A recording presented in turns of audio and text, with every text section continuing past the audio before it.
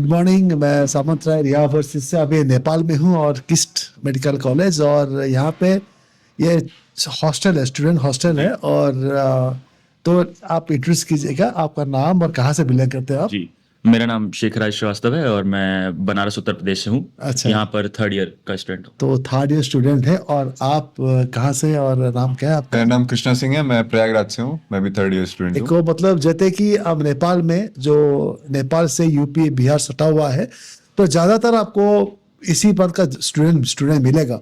इतने सारे college country है सब, आप नेपाल क्यों चयन किए? मैं हमेशा पूछता हूँ स्टूडेंट को कि वाई यू चूज नेपाल करके, तो आप क्यों? उस वक्त एडमिशन लेते वक्त दो प्रेफरेंस थी। एक तो पहला बात, वहाँ पे वॉर वगैरह स्टार्ट हो गई थी यूक्रेन में, रशिया में। तो हम लोग को ज़्यादा प्रेफरेंस ऐसा था तो घर के पास रहे, ज़्यादा इजीली एक्सेसिबल हो, कभी भी आ जा सकें। तो वो चीज़ काठमांडू में बहुत ज़्यादा फिजिबल है। बनारस से 40 मिनट की फ़्लाइट है, 40 मिनट पे घर पहुँच जाते हैं।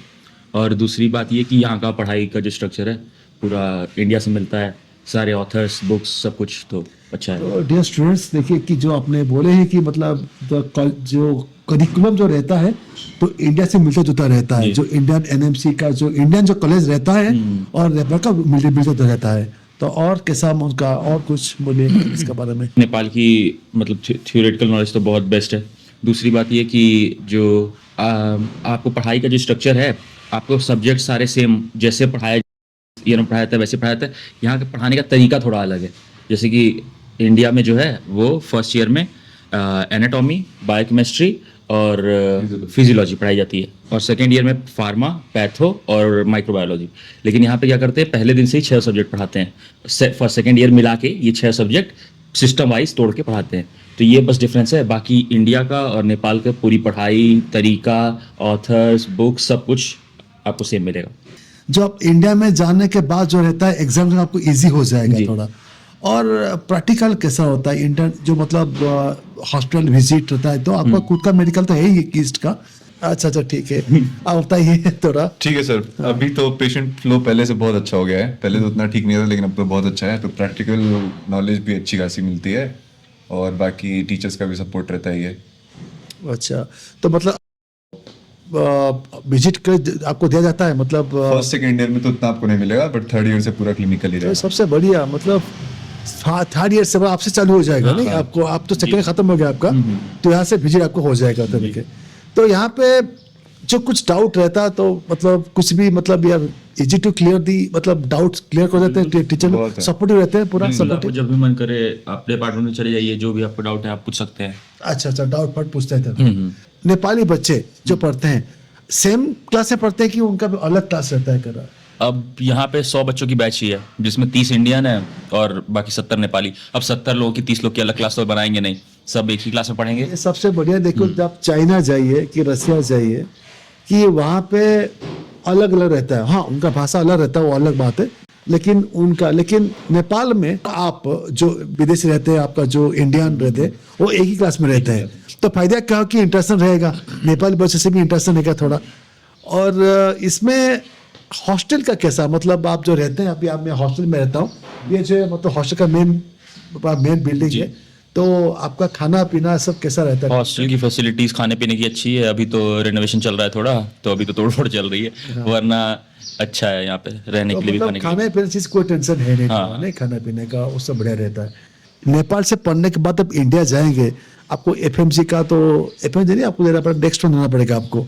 तो तैयारी कैसा हो रहा है कि कॉलेज आपको सपोर्ट करे थोड़ा पढ़ाई में इसका? नहीं तो अगर आप, ऐसा है कि अगर आप टीयू में पास हो गए, जी टीयू में अगर आप पास हो गए त्रिभुवन यूनिवर्सिटी में, तो आप कोई भी एग्जाम पास कर लेंगे। ऐसा ही करिकुलम ही है। एक चीज समस्या दिक्कत कि इंडियन बच्चों से कि मैं काठमांडू यूनिवर्सिटी से पढ़ूँ कि त्रिभुवन से पढ़ूँ, मेरे ख्याल में दोनों को डिफरेंस है नहीं। तो बताइए, त्रिभुवन आप लोग बोले, मुझे अच्छा लगा। त्रिभुवन में क्या फायदा है? त्रिभुवन का जो करिकुलम है सर, वो थोड़ा माइक थोड़ा। हाँ, केयू में क्या है, एग्जाम का पैटर्न अलग है, टीयू का एग्जाम का पैटर्न अलग है। टीयू में क्या है, आपका अगर 5 नंबर का क्वेश्चन है, तो आपको 5 नंबर के क्वेश्चन को 10 नंबर के हिसाब से लिखना पड़ेगा, कि उस टॉपिक के बारे में आपको सब कुछ लिखना पड़ेगा। फिर से रिपीट कीजिएगा थोड़ा। केयू में क्या है सर, एमसीक्यू बेस्ड होता है। 30% एग्जाम पेपर जो होता है वो एमसीक्यू बेस्ड होता है, तो पास करना ईजी है। टीयू में क्या है, पूरा थ्योरेटिकल है। अगर आपको कोई एक टॉपिक पूछा 5 नंबर में, तो आपको 5 नंबर नहीं, ये नहीं कि मैं इतना लिख देता हूँ 5 नंबर आ जाएगा, आपको उस टॉपिक के बारे में सब कुछ लिखना पड़ेगा। अच्छा बात है। तो आपको पूरी नॉलेज होनी चाहिए। आप ये नहीं कह सकते कि मैं इतना पढ़ लेता हूँ, एग्जाम में यही पूछेगा तो मैं आपको सब कुछ पढ़ना पड़ेगा। कोई चीज़ आप स्किप नहीं कर सकते हैं। तो अगर आप कुछ भी स्किप नहीं कर रहे हैं तो आपको पूरी नॉलेज मिल रही है, तो आपका भी वास्ट नॉलेज मिल रही है, तो आपको ईजी होगा बाद में। ये जो पॉइंट आपने बोले हैं कि मतलब विस्तार से आपने बोले, जो स्टूडेंट के हिसाब से बोले हैं कि ये आपको बहुत फायदा देगा और हमारे व्यूअर्स को, कि जो जैसे कि एफएमजी हो या नेक्स्ट वन जो भी एग्जाम हो, ये बहुत थोड़ा क्रिटिकल रहता है। जैसे कि आप एक कठिन जो स्ट्रिक्ट जो प्रिंसिपल में आते हैं, जो आपका जो त्रिभुवन का जो यूनिवर्सिटी का जो पढ़ना होता है, तो आपको easy for you to clear the examination इन करके। तो क्योंकि हर बच्चे बोलते हैं कि नहीं मैं काठमांडू में जाऊंगा इजी हो जाएगा, बट बाद में दिक्कत हो सकती है। लेकिन त्रिभुवन में क्या फायदा है कि किस is only university I think so इन होते हुए भी त्रिभुवन का भी काठमांडू सिटी में ही है। तो ये सबसे और इससे ये बहुत डिमांड रहता है उसका जो है, ये अपन बहुत अच्छी चीज बोले। अच्छा, हमारी फैकल्टी भी जो है कॉलेज की है वो भी बेस्ट ही है एक टाइप से। जैसे हमारे समीर सर हैं बायोकेमिस्ट्री के, वो नेशनल अवार्डी हैं यहाँ के। अच्छा, नस्ल बड़ी टीयू से इन्हें अवार्ड मिला हुआ है। अच्छी बात तो वो है। हमारे बायोकेमिस्ट्री के फैकल्टी हैं। अच्छा अच्छा अच्छा, तो फैकल्टी वाइज भी सबसे अच्छा ही है। बहुत अच्छा। तो पढ़ाई के बारे में बहुत बातचीत हो गया, अभी आते हैं कि एक्स्ट्रा करिकुलर एक्टिविटीज होता है, स्पोर्ट्स हो या इंडियन त्योहार और थोड़ा मस्ती। देखिए सर, एक्स्ट्रा करिकुलर पूछेंगे तो ऐसे तो कुछ नहीं होता है। आपको इतना टाइम ही नहीं मिलेगा कि आप कुछ एक्स्ट्रा करिकुलर करेंगे। फर्स्ट सेकंड ईयर आपको पढ़ना ही है सिर्फ। ज़्यादा आप एक्स्ट्रा करिकुलर करेंगे तो फर्स्ट सेकंड ईयर पास ही नहीं होंगे, सीधी बात है। अच्छा, बाकी होता है, फेस्ट होता है, स्पोर्ट फीक हर साल होता है, फेस्ट भी हर साल होता है, तो उसमें आप खेलिए अगर आपका मन है तो, टाइम आपका मिल रहा है तो। अगर आपको खेलना है तो आपको वही 2 मौका मिलेगा पूरे साल में, ये एक स्पोर्ट्स वीक, एक फेस्ट। तीसरा कोई भी एक्स्ट्रा करिकुलर में अगर आपको बहुत ज्यादा ध्यान है तो यहाँ पे मत ही आइए तो अच्छा है।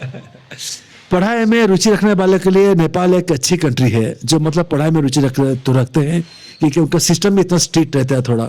तो और आप इंडियन बच्चे से जो आना चाहते हैं तो आपके लिए क्या एडवाइस रहेगा? मतलब इंडियन जो बच्चे आना चाहते हैं 2026 में, उनके लिए आपका एडवाइस क्या रहेगा? नीट का क्या मार्क रखे और क्या? हाँ, एक ही एडवाइस रहेगा कि अगर ये दिमाग में है कि फॉरेन कंट्री में चले जाएंगे और आसानी से डॉक्टर बन जाएंगे, बहुत आसान होगा सब कुछ, तो कोई ज़रूरत नहीं आने की। अगर पढ़ने के लिए रेडी हैं तभी यहाँ आएँ, क्योंकि यहाँ पे एक रूल होता है कि अगर आपने 4 अटेम्प्ट में अपना सेकेंड ईयर क्लियर नहीं किया तो आपको पूरी फीस ले करके आपको कॉलेज से निकाल देते हैं। फिर से बोलिएगा। पूरी फीस आपकी ले लेंगे और आपको कॉलेज से निकाल देंगे। अच्छा, ये पूरे नेपाल में ये सिस्टम है। टीयू में अच्छा, टीयू में, हाँ। तो टीयू में फर्स्ट ईयर में 6 अटेम्प्ट और सेकंड ईयर में 4 अटेम्प्ट। ये फर्स्ट ईयर अगर 6 अटेम्प्ट में नहीं निकला, सेकंड ईयर 4 अटेम्प्ट में नहीं निकला, तो फिर आपकी फीस अंदर, आप कॉलेज से बाहर। तो पढ़ाई के लिए रेडी रहना पड़ेगा बस। जो पढ़ेगा वो पास हो ही जाएगा, जो नहीं पढ़ेगा वो पास हो ही नहीं सकता। तो फिर नीट का स्कोर कितना होना चाहिए इसका करने के एटलीस्ट? अभी तो मेरे ख्याल से 300 या 400 की अप्रॉक्स, क्योंकि पहले तो 250 तक भी हो रहा था, 250 तक भी हो रहा था, लेकिन इस साल शायद अब नए बच्चे आएंगे तो पता चल पाएगा। नेपाल में इंडिया जैसा ही है, काउंसलिंग होती है, सब कुछ ऐसा नहीं कि बहुत ट्रांसपेरेंट है, बहुत ट्रांसपेरेंट है। हाँ, कोई भी आपके साथ वो नहीं हो सकता छल कपट। आप जाएंगे वहाँ स्क्रीन पे लिखा रहेगा कौन से कॉलेज की कितनी सीट बाकी है, जैसे ही आप वो सीट बुक कराएंगे वहाँ से एक सीट कम हो जाएगी। सब कुछ ट्रांसपेरेंट दिखता रहता है, सामने ही आपके होता है, जैसे कि इंडिया में होती है। हाँ, बस सेम चीज। तो इंटर्नशिप कैसा होगा? मतलब 5 साल पढ़ाई हो जाएगा, आप एक ऐसा कैसे? 4.5 साल पढ़ाई फिर 1 साल internship. Same as India, 1 year, 5.5 साल। आफ्टर 4.5 साल जो 1 साल रहता है इंटर्नशिप का, तो यहीं पे होगा ना, इसी पे? हाँ, यहीं पे होगा, हमारे कॉलेज में होगा, हमारे हॉस्पिटल में होगा। तो आपको नेपाल का लाइसेंस एग्जाम देना पड़ेगा कि देना पड़ेगा? देना पड़ेगा। तो नेमसी का रूल के अनुसार नेपाल सेटिस्फाई करता है और they give the licence examination to practise in Nepal also. देते हैं। पाकिस्तान ज़्यादा नहीं करेंगे, इंडिया जाएंगे, एक मौका है कि बस आप नेपाल के और इंडिया में दोनों प्रैक्टिस कर पाएंगे। तो इतना ट्रांसपेरेंसी, इतना बेहतरीन जो आपको मौका और कॉलेज की सभा नेपाल का कहीं नहीं मिलेगा। तो dear students, below numbers you can call us and you can still touch with the senior students of TU of KIST medical, जो काठमांडू सिटी में ही है। आप दोनों से बात कर बहुत अच्छा लगा and wish you all the best. जल्दी 3 साल खत्म हो जाए पढ़ाई करके, फिर आप इंडिया आ जाइए। Thank you.